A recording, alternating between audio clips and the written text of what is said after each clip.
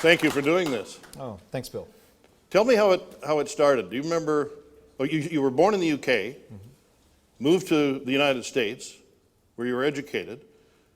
So you've taken a roundabout way to get to Vancouver and North Vancouver. But do you remember your first job?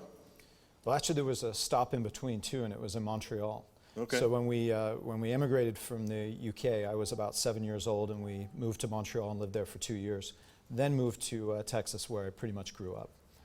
And from a first job, my dad, who was a ship's captain, I have an older brother and sister, and they didn't really have much affinity for the sea and the business. So he thought, well, I've got one more chance.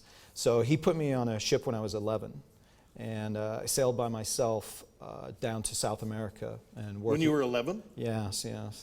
My mother still is not very proud of that point in my upbringing, but yeah, he knew the captain aboard the ship, who was the only one that spoke English. The rest of the crew spoke Spanish, and said, off you go. So I went off for about 2 months. What was that like? Well, I learned a lot of Spanish that I couldn't repeat once I came home, but it was fantastic. My dad took a gamble of seeing whether or not the sea and the business of shipping was going to be something that interested me, and well, it kind of worked. I fell in love with it immediately. It would be one or the other, I would think. Yeah, there's no in between. Would you send your 11-year-old? So I have a 15-year-old and an 11-year-old, and so this is a topic of conversation that happens a lot at our house. You know, it's kind of like the, oh, well, when I was a young man, I walked uphill in the snow and all those stories. Well, I have, when I was 11, I was on a ship, right? And no, they're not going to experience the same experience. Now, I don't know if I'd call that your first job, but when you were going to school, did you have an ambition or a goal? Did you think you knew what you wanted to do? So I did. I think I'm one of those very, very fortunate people that because of that first trip, which I did when I was 11, I did it again when I was 13 and again when I was 14, I knew that I wanted to do something about ships and the sea. I truly fell in love with it.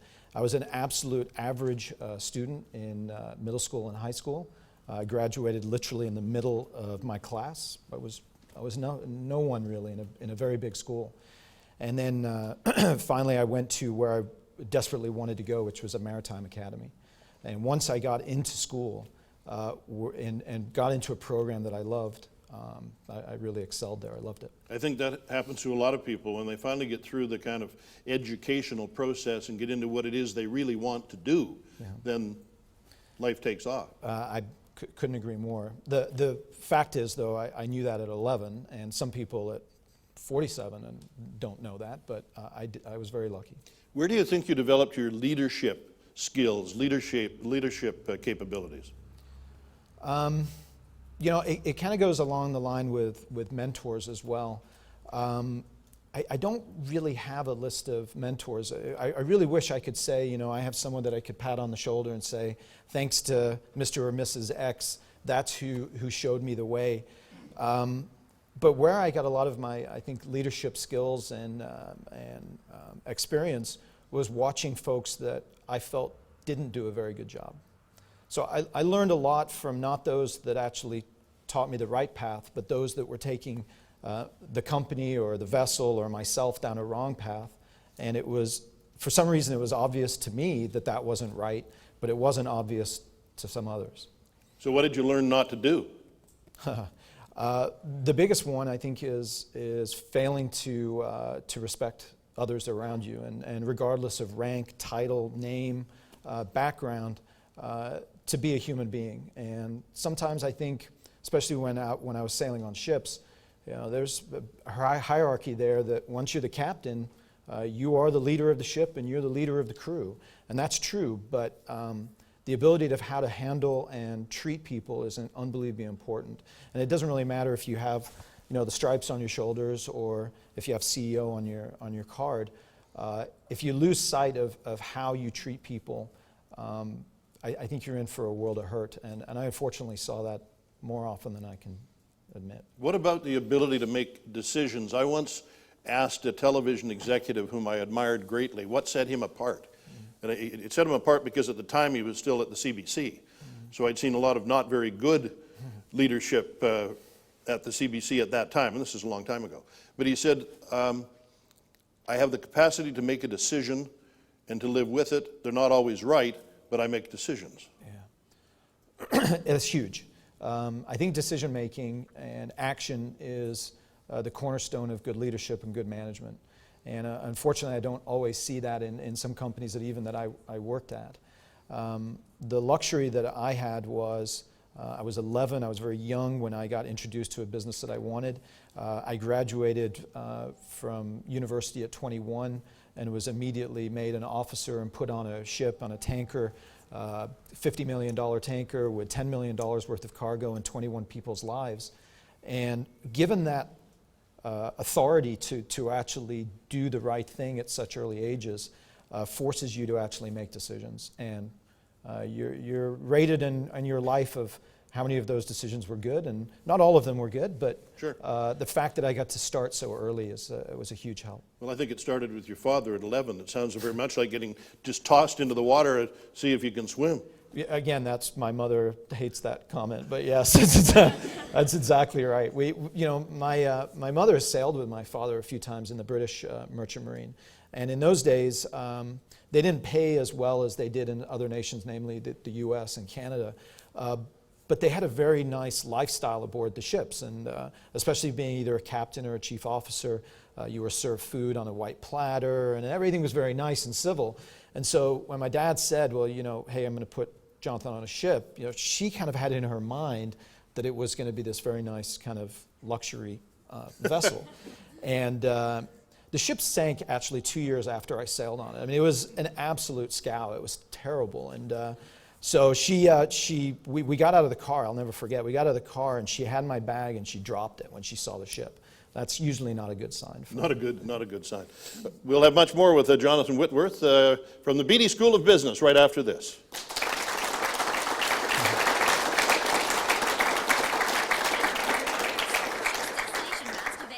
Now that was a fantastic applause. Give yourself some applause for that one. Go on. Now, does anyone have any questions for Jonathan so far? No? I have one. Yes? Go ahead, Bill. Where did you get that tie? Did you like that tie? So that was a gift from my family at Christmas, because I have a thing for skulls and crossbones and anything pirate related. That's a whole nother story. So does my producer, Jessica Garris, by the way. Yeah, she was quite First thing she impressed said by when that. she met you was, you got to see his tie. Yeah. Well, you're lucky I didn't have my cufflinks too. That would have put you over the edge. Well, we're certainly going to talk about the exciting times ahead for Seaspan with the construction project that's coming, and we'll talk about it on air. But I read last night that your workforce, which is about 340 people today, is expected to double in the next 2 years and then double again by 2016. So Seaspan as a whole has about 2,500 employees. The one facility that we're going to be doing the most of the building of the new vessels is about 200 to 300 right now.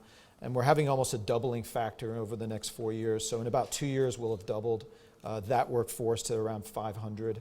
And then 2 years after that, by 2017, we'll have doubled again. So we'll be somewhere between 1,000 and 1,200. Mm. And these are non-combat vessels that are being built, right? That's correct, yeah. Well, we'll talk about that. It usually takes until the second commercial break before you start warming up and getting to the microphone. So, but I encourage you to be active. It takes a lot of pressure off me. I have a quick question for you, Jonathan. Sure. Of course, you've turned kind of a passion into your career. Is it still something you do for fun, or has another kind of hobby or interest taken the place of it? No, I love it. I love the business that I'm in, and I did have a time back about 10 years ago where I taught at the university level, and I loved that. That was a great experience, and I kind of look forward to one day maybe doing that again. But right now, my hobby is the business. Yeah.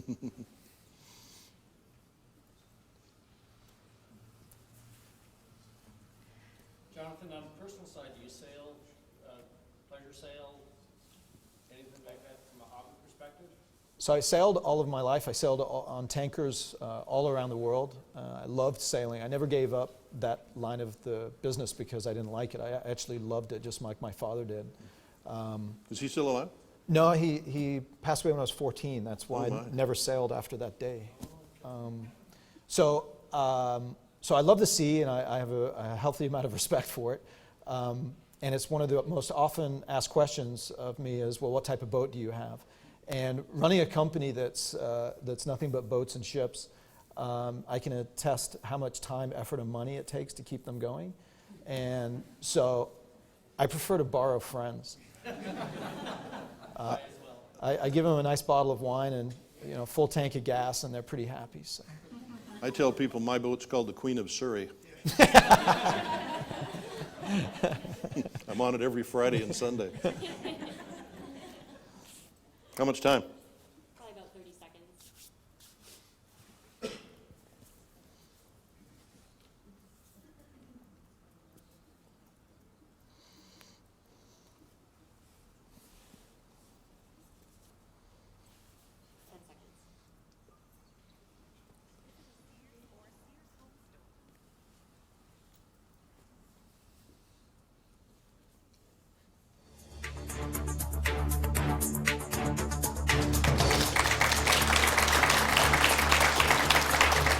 I'm Bill Good, and we're at the Beedie School of Business at SFU's downtown campus. Our CEO today is Jonathan Whitworth, CEO of Seaspan. We talked a little bit about your personal life, and we'll talk a little bit more about that a little later in the program. But I've asked most of the CEOs to talk about the economy and what they see the economy looking like in British Columbia, and I'm suspecting that your economy is pretty much taken care of over the next few years with, what is it, $8 billion worth of shipbuilding that's going to be done by Seaspan? So that's correct. The federal contract that we were awarded back in 2011 is supposed to span about 20 to maybe 30 years, and that will cover about $8 billion of new equipment that will be built for predominantly the Canadian Coast Guard, but also the Royal Canadian Navy. But that's only one portion of Seaspan. So Seaspan's shipyards. It's also a ferry business that we operate. We like our cargo not to talk back to us, so we don't do passengers.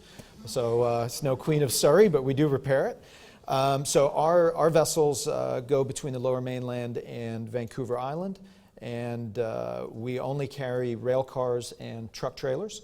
And we carry about 900 a day. So a lot of people don't realize this, but we carry about 60 to 65% of all of the product that's consumed on Vancouver Island is brought by Seaspan. And then the 120 odd billboards that you see around the coast, we have a very large tug and barge business that's predominantly in the forest products business.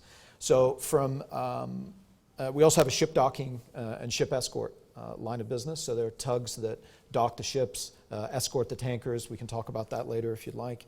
And we have about 75% of the market share in that line. Actually, I want to touch on that now just because you raised it. The business, there's a lot of wild talk, at least in my view, about tankers crashing into Stanley Park and that kind of rhetoric. I don't think many people realize the care with which tankers and virtually all big ships move in and out of this harbor. Well, I know this show's only an hour, so I'll try and make it short, but you're absolutely correct. People say, my goodness, we don't want tankers coming in the Burrard Inlet. They've been here for 60 years. They've been safely going through the Narrows and right through Stanley Park frequently and will for a long time. The advancements in ship technology, advancements in regulations, the fact that we have 2 pilots on every tanker that comes in and out of the coast, the fact that we put 3 large, some of the biggest tugs in the world to escort the vessels through, they're very, very safe. We've been escorting vessels, tankers and non-tankers, through the Second Narrows Bridge, for example, since 1981. 20,000 escorts. 20,000. 0 incidents. Now, I'm a mariner, so I have to do this. But that's an unbelievable track record. That's a record that, for whatever reason, doesn't get much publicity. But it really goes hand in hand with the advancements of what's going on in the tanker business. And I think the fact that there are double hulls now, that means there's about 6.5 feet of air that's between the cargo and the ocean. I don't want to say that things can't happen, but the ability for major catastrophes or even minor catastrophes are extremely reduced, extremely. Now talk about the immediate future of the part of your company that is going to be building those ships, because I'm wondering where in the world you're going to get the people that you need in order to do the work. Well, you go 30 years without building ships in Canada and you have a problem. So we really have two call it people issues. One is the professional staff, naval architects, project managers, program managers, engineers, civil engineers. That's one bucket, and then the other bucket is our tradesmen and women. So I'll talk about trades second. The first one is in the professional staff. We're going to be working very hard with SFU, UBC, BCIT, any of the colleges and universities over time to grow engineering departments and business programs to get those future shipbuilders. That's a great program, and we will be committed to doing that. That doesn't help us today. The folks that would have been here in BC and in Canada that did this type of work, they're unfortunately retired or passed on. So the last year we've been incredibly busy in recruiting, and it's predominantly been from around the world. A lot from the UK because their shipbuilding industry is waning a little bit right now, so it's a perfect opportunity for us. Also from the US, Germany, Spain, we've been getting people from all over the world. So in the short term, we have to go outside of Canada, not outside of Vancouver, outside of Canada to recruit. And then over time, we'll be educating and getting a new crop of Canadians right here in Vancouver to replace those people. But is this an opportunity for many of those perhaps still in high school to look at the variety of types of jobs that you've just talked about and think, I can have a lifetime career in that industry now and be able to do so right here in Vancouver? That's right. Yeah, I think it's very exciting. It's one of the things that gets myself and the Washington family, who are the owners of Seaspan, so excited about this opportunity is we've been working and living in a boom or bust industry with shipbuilding. You get a great contract, you build 2 BC ferries, you get a great 3 years, and then you lay everybody off. It's horrific. So the ability to turn that around and use the federal government as, say, an anchor tenant. We don't want to rely solely on the federal government, but have them as a baseline of producing work, ships, and jobs. I think we can do just that. We're no longer providing a job, we're providing a career. And that can be either white collar or blue collar. Our tradesmen and women, thankfully, we're not having to go outside of Canada or outside of Vancouver. There are a tremendous amount of very, very skilled workforce that have been with us for a while. They're very excited about perhaps ending their career in shipbuilding. And then we have a new crop of tradesmen and women that are Vancouver residents, for example, that are working up in the oil sands. And the oil sands is a great opportunity. They get very, very good salary, but people are tired. They're tired of living in a man camp. They're tired of traveling every 3 weeks to fly up there. And they're tired of working in minus 30-degree weather. I was going to say Fort McMurray, North Vancouver. Yeah. I mean, Fort McMurray's had great opportunities, and I have friends who live there. And but I think most graduates who've lived in Vancouver would relish the opportunity to stay here. Well, I think we're going to get almost a boomerang effect. So all of these great young men and women that are going through BCIT, for example, and learning their trades, I think they're going to be going up to Fort McMurray and replacing those maybe 30, 35, 40-year-olds with 10, 15 years of experience, by the way, that will come back home and work for us. So I'm not sure. I don't want to overpromise and underdeliver, especially with the young folks that go to BCIT, graduate, and come and work at Seaspan. It may be a roundabout track to that, because the first folks that are going to be coming in line are people with 15 years of experience. From around the world? Well, really from BC and Alberta. Okay. Yeah. Okay. I also want to talk about what this is going to mean to the BC economy, what it's going to mean to the Vancouver and North Shore economies too, and we'll do that after the news headlines next. You're with Bill Good. We're broadcasting live from the Beedie School of Business in downtown Vancouver. Back after the news.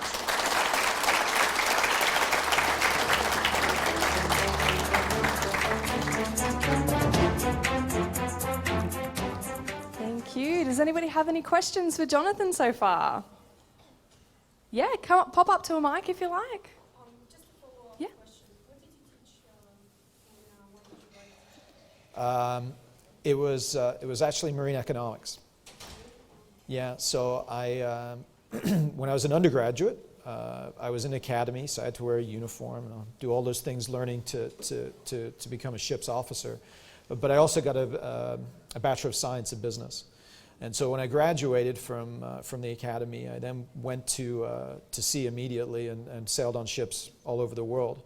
And then when I finished, well, actually, it had been about a year or two in sailing. And to be honest with you, I didn't get bored of sailing. I got bored of being at home. Because all my friends, they were all either in school or working. So you want to go skiing? Yeah, no, because I got to go to work, right? So I got bored. And so I decided to go after my MBA. So I worked on my MBA and received that at University of North Texas up near Dallas. And so when I worked at Exxon, I was working in Houston, and we had an intern that came from the Texas Maritime Academy in Texas A&M at Galveston, where I went to school. And I didn't later until figure out that I got completely set up, but this intern said, we have this brokerage and chartering, this marine economics course, and we're being taught by a guy that just reads out of the book, and he's never been in business, and he's never been at sea, and he's never chartered or brokered. And I was like, oh, that's terrible, When I was in school, we had this really great guy, and he knew everything, and it was really enjoyable. And so the young man waited until I finished my comments and then said, great, then you come teach. So I'm usually pretty good up to taking challenges. So I said, I'll give it a shot. So I called the university up, and they decided to rearrange it. It was a day course, and they made it a twice-a-week day course, and they made it into a once-a-week night course. So I could drive down from Houston. So I did it one semester every year for about 4 years, and it was basically teaching. These were all senior-level students, so they were in their last year of school and about to graduate. So it was great for me and for ExxonMobil, because I got to see the youngest and brightest coming out of the university. And it's really where I honed, I guess, my speaking and presentation skills. When you've got 42 students that are listening to every word, you better get good at it. So it was enjoyable. I just found it great to interact, and the young men and women just were soaking it up. They wanted more information, and they wanted to know what it's like on the other side, and not out of a textbook. I'm going to ask you two to wait. Don't leave. Stay where you are. But I want you to ask your questions when we come back out of the news, if that's okay. And how much time do we have, Greg? Probably 2 minutes. 2 minutes. 2? Well, just while we're waiting for the news to finish, I just want to remind you as well that we've got another event back here next Thursday. It'll be John Walker, CEO of Fortis BC. So make sure you register with the Segal Business School and the Beedie School of Business online. You can head to CKNW.com for all the details as well, and all the upcoming guests as well for our CEO series this year. Did you say 11 and 15, your kids? Yes. Yeah.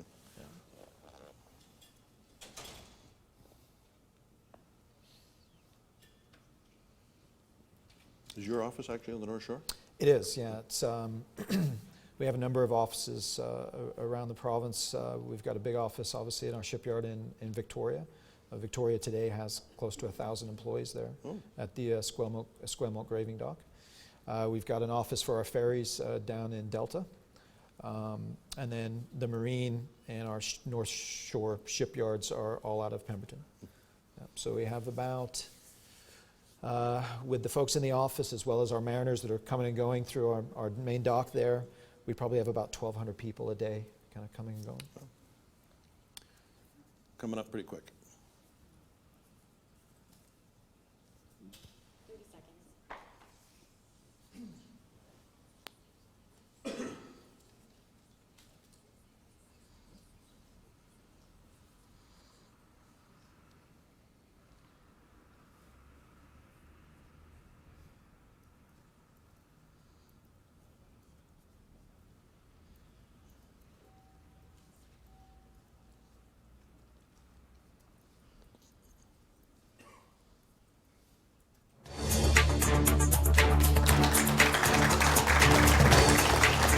We are at the Beedie School of Business in Vancouver. Jonathan Whitworth is my guest.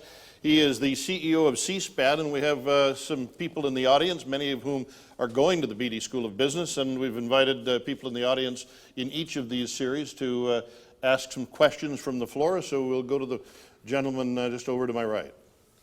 Hi, Jonathan. My name is Jamal Siddiqui, and my question to you is that given that you've indicated that the federal government will act as an anchor tenant, what's your strategy for getting other firms or other people interested in shipbuilding, given that BC hasn't built ships for a while and that other areas might have competitive advantage? So what's the strategy? Yeah.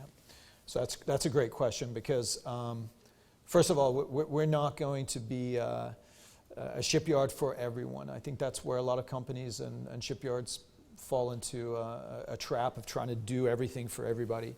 The fact is, the major shipbuilders of the world, Korea, and now China, fastly emerging as one of the world's largest shipbuilders, they're going to build a certain class and type of ships way more economic than we can here in Canada.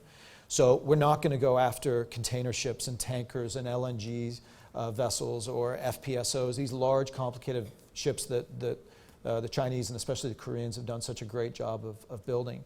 What we can do, and what we've proven in the past, is building vessels that are coastal vessels. And when you happen to be the largest coastal owner and operator, that doesn't hurt. So we have 120 barges today and approximately 40 boats, which has an average age of about 30 years old. So at some point, even our own fleet needs to be rebuilt. Whether or not we do that domestically or foreign, those are decisions that we'll have to make. So there's competitors. There's also a big captive audience here with some folks you may know, BC Ferries. They have a large fleet of vessels that they've already started renewing some of those vessels, but more will need to be renewed over the next 10, 15 years. And we have to think a little bit differently about building for those in the markets that we know we can attract and not waste time going after folks that we know they're not going to build with us. But in the future, is it likely that BC Ferries will be able to replace the existing fleet by building ships here? It was very controversial when they went offshore a few years ago. Will you now have the capacity to build a BC ferry? So yes and no. So I'll talk about capacity second. The first one is ability. We'll have the people, we'll have, thanks to close to $200 million that we're spending of Seaspan's money and the Washington family's money, we're going to have a world-class, state-of-the-art facility. We're going to have the best trained employees. We're going to have an environment that can build the ships, which may not have existed, may or may not. It predates me those times, so I have to be careful. But what I do know is going forward, we'll have the ability to do it. The next one is capacity is interesting. What we were awarded back in 2011 was 4 groups of vessels that we were supposed to build. And each group had anywhere from 1 to 3 ships. And when you add all of those ships up, which totals 7, that should carry us about 8 to 10 years. Well, when we're building, and especially when we're into the large ships, which are the polar icebreakers or joint support ships, which are big tankers, the inn is full. It will be a capacity issue there. Mm-hmm. So we can do it with the people that we've got. We physically won't have the room to build in our facility. So the ability will be there, but there will be some points in time, to this gentleman's question about, how big is your anchor tenant? There are some times where the anchor tenant may be the entire tenant. And at that point, it'll be difficult to build for BC Ferries. But that won't take 30 years of time. Hi, Jonathan. Stacy Cernick, CEO of Annex Consulting Group. Speaking of your anchor tenant, $8 billion over 20 to 30 years, that's a lot of money over a very long time frame. Do you have any concerns that the federal government will be able to fulfill their contract obligations? So it's a great question, and some of you may or may not remember, but in the late 1980s, there was an announcement by the federal government of a great new project called the Polar 8. And it was going to be this world-class large icebreaker going to be used for the Arctic. And they had announcements, and they had parades, and they had all kinds of great stuff, and it was going to be aimed at our shipyard in the North Shore. And within a year, it dried up and never occurred. We still have a large workforce that work for us that still remember that vividly. And despite the money and the things that we're doing on the North Shore, I have to tell you, they're still leery of the polar 8 effect. What's different today, and where I lose sleep sometimes, but it's not on this topic, thankfully. And the reason is, you go 30 years without building the ships. Ships have a finite life. It's like your car. You can't run them forever. And right now, we're dangerously on the edge of running them out of their life. So that's why you've heard in Ottawa, Conservative, Liberal, NDP, it doesn't matter, any one of the parties are unbelievably on board with the National Shipbuilding Procurement Strategy, because they realize if we don't do something now, we won't have a Navy and we won't have a Coast Guard. And I personally can't believe that that Canada wouldn't fulfill that. So whether or not they're believing that the Irving shipyard out east or Seaspan out west is going to do it or not, I don't think that even comes across their mind. What comes across their mind is one of the ships that we'll be building, it'll be the 4th ship in the series that we'll be building, is going to replace a ship that's 50 years old this year. Now, usually that's pretty cool. It's a golden celebration. Not on ships. That's not a good thing. You shouldn't be operating ships that's a research vessel. It's the oldest operating research vessel in the world. That's not good for a country like Canada. We have tankers, 2 tankers, one on the East Coast, one on the West Coast. Here it's the Protector. Fine ships, real nice ship. Every time I see it, I chuckle, because I usually used to read about ships that look like that in books. Right? It's single hull, which means it's banned from going to countries in Europe to actually load fuel to then go load Royal Canadian Navy ships. How can we allow that to happen? So I believe that both from a political standpoint and from a belief that Canada is going to need a Navy and is going to need a Coast Guard, that these projects will come true. Back with more from the Beedie School of Business right after this.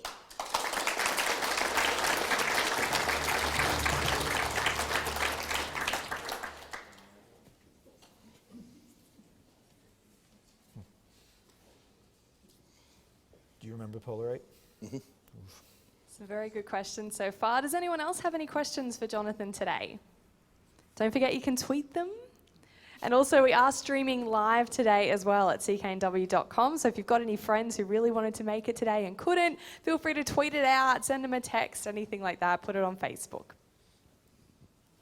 See, I'm very used to sitting through commercial breaks and having what some call dead air. Tamara's not. The idea of you sitting quietly for 2 or 3 minutes makes her crazy. I hate the silence, it scares me. I actually use it to go and get a coffee, maybe go to the washroom.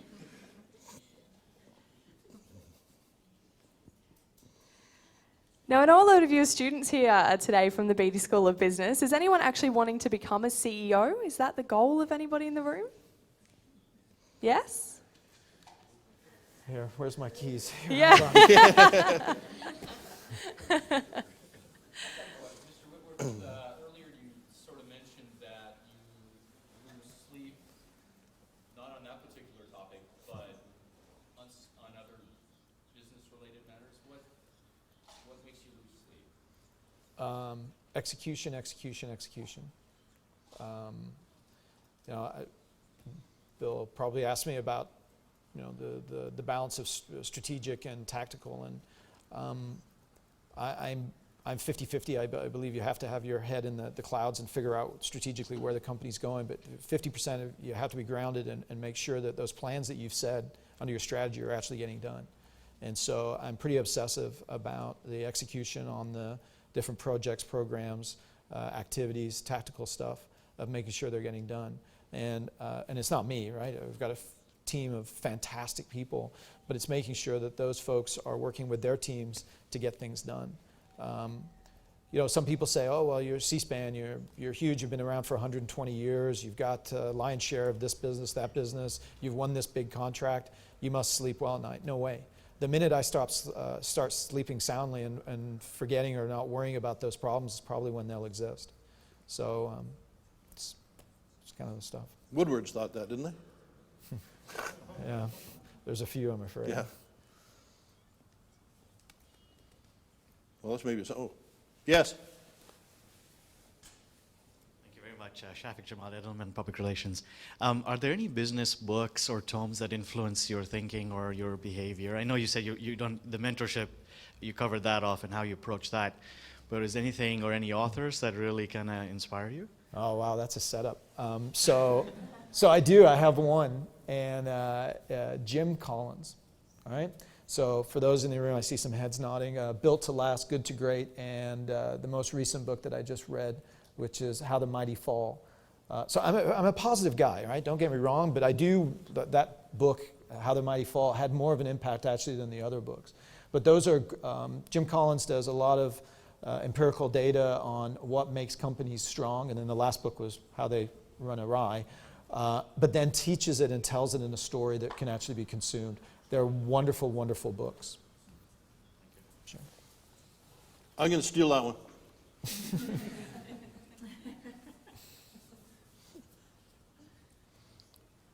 How much time, Greg?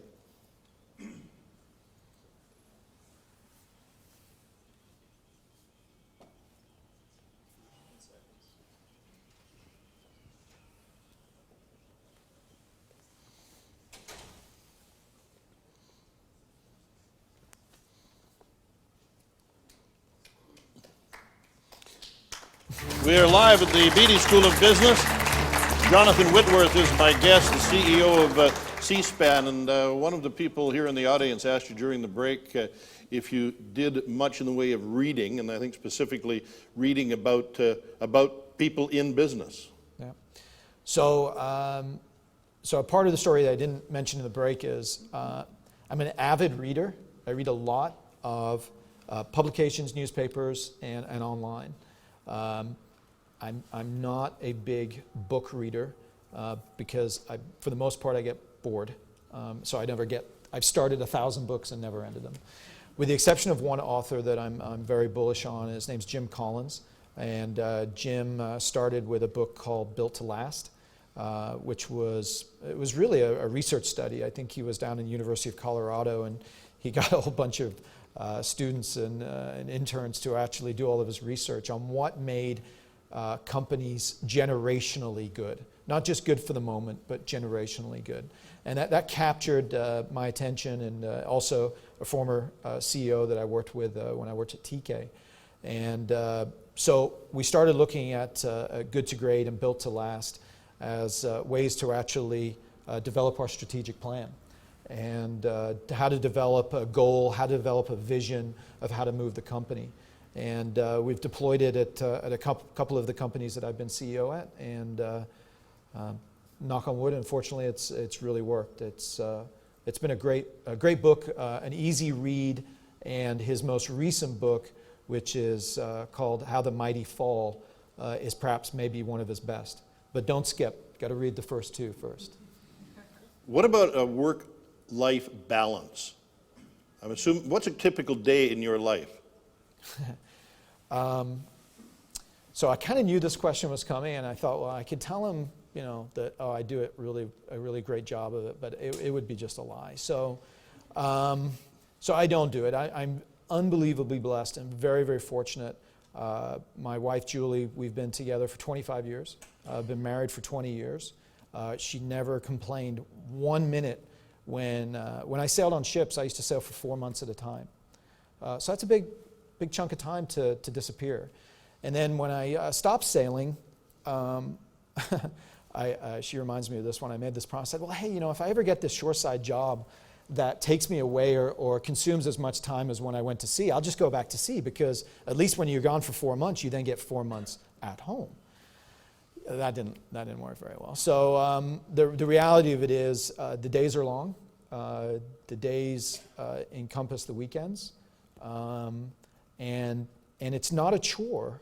As I mentioned earlier, my hobby is my job. I love it. I love the business line that we're in because I have a passion for it. I love the men and women that work with me and for us.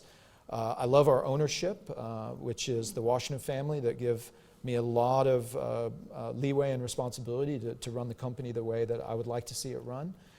So there's no reasons for me not to want to be at work. I mean, I love it. You look pretty fit. Do you exercise? It's a high-stress diet. So I sneak in every once in a while. I had to play some squash this morning, which my friend told me that I had to tell you that he beat me. So Andrew Reed will appreciate that. But I try to get to the gym. I'm just lucky genetically, I guess, that I don't need a lot of exercise.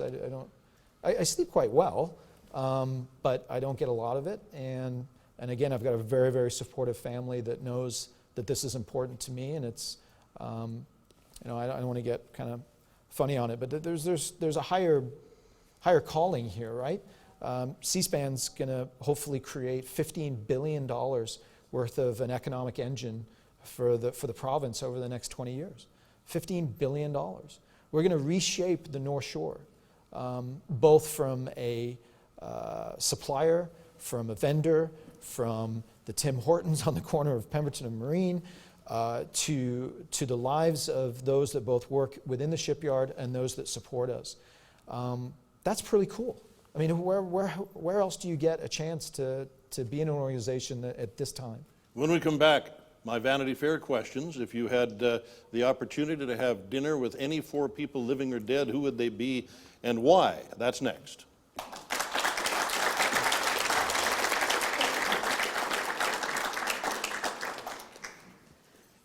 So far, who here wants to work for Seaspan? Anybody? I'm ready to join your company. It sounds like a fantastic organisation. Any questions so far for Jonathan today? No? Jeff?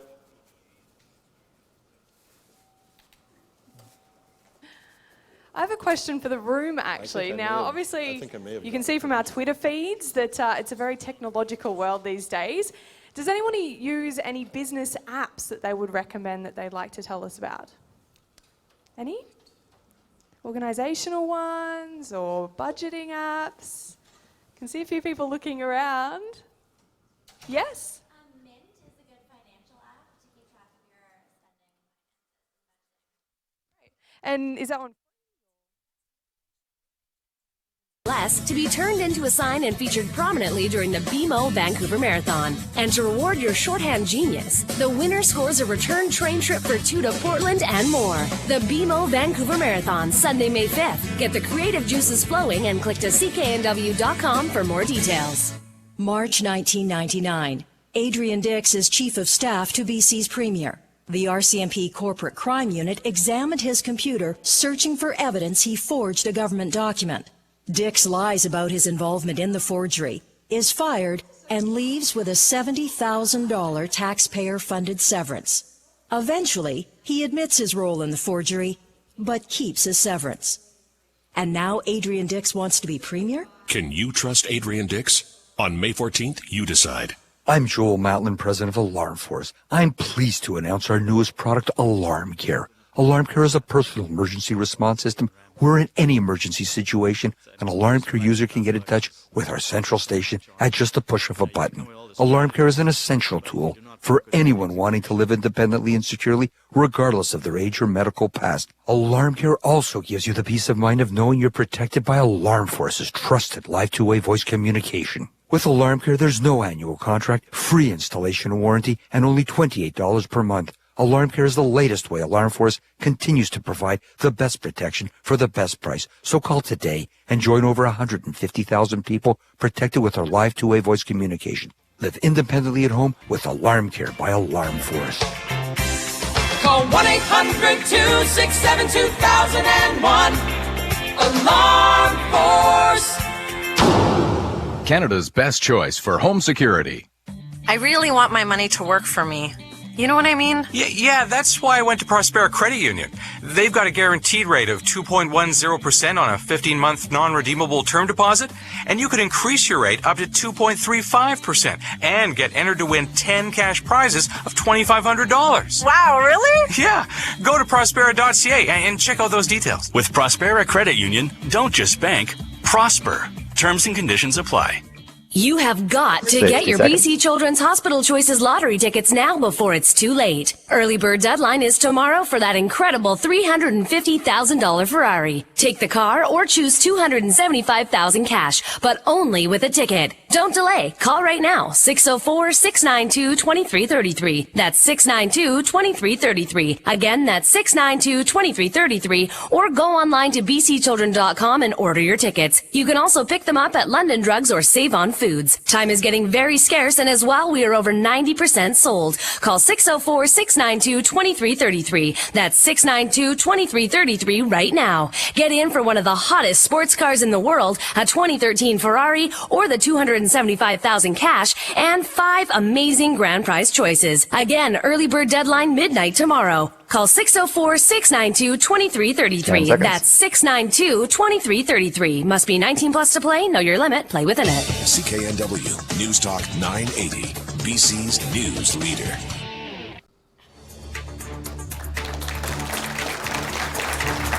Talking with Seaspan CEO Jonathan Whitworth, and I mentioned before the break, we try to give our guests warning on this so that they have a little time to think about it. But 4 people, living or dead, that you would like to have dinner with, and why?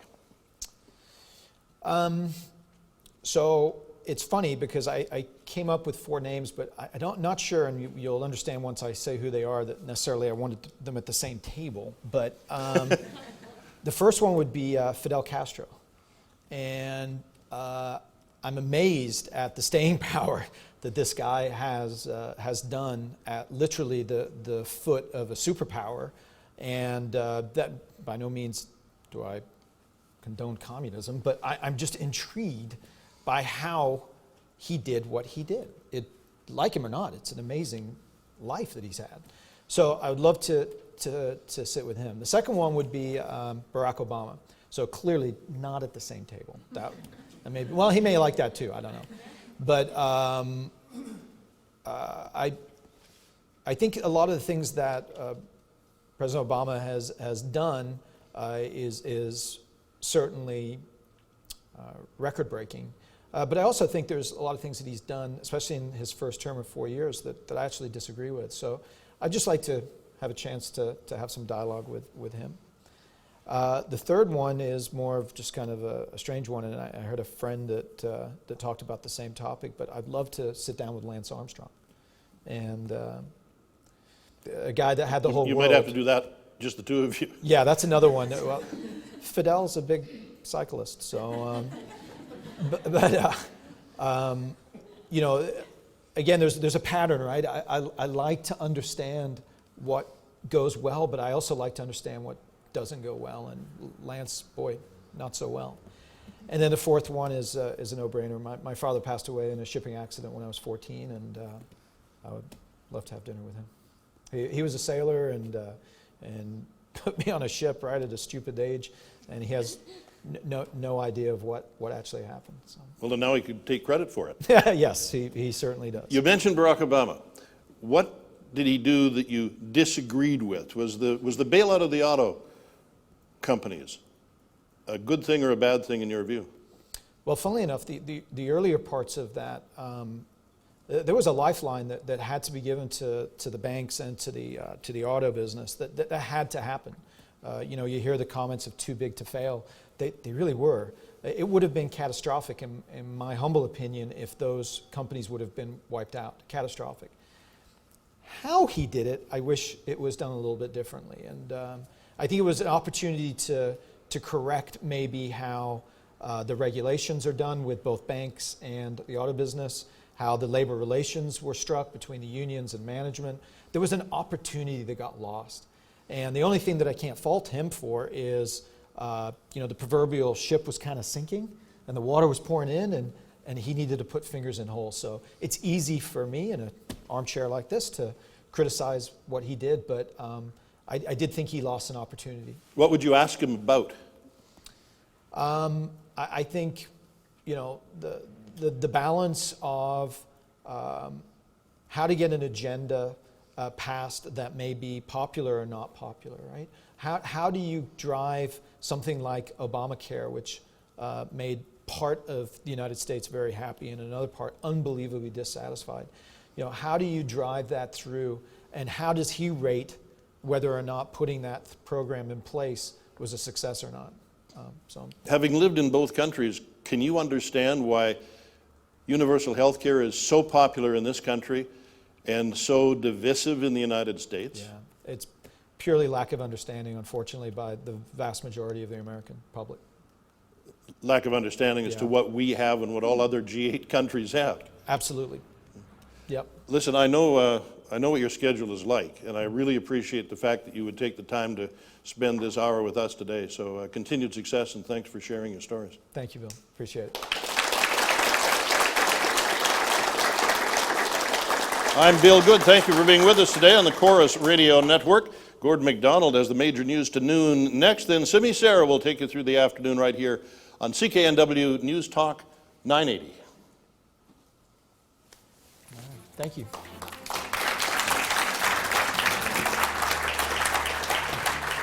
Appreciate that.